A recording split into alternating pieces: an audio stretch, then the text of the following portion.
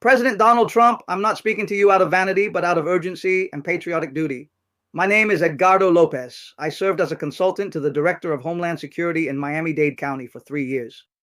In 2002, I personally submitted 2 national security projects to the White House, expecting nothing in return. I did it out of love for this country.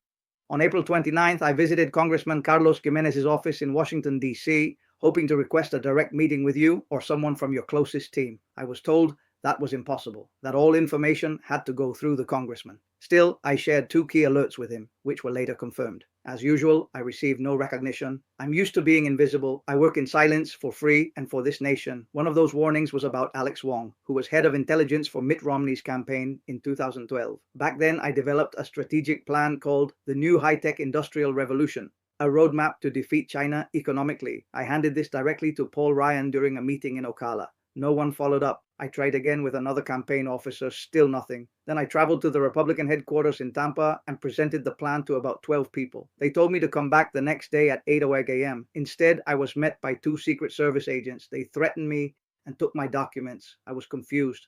The next day, agents from Washington arrived at my home, searched it, and seized more documents. It wasn't until years later that I understood.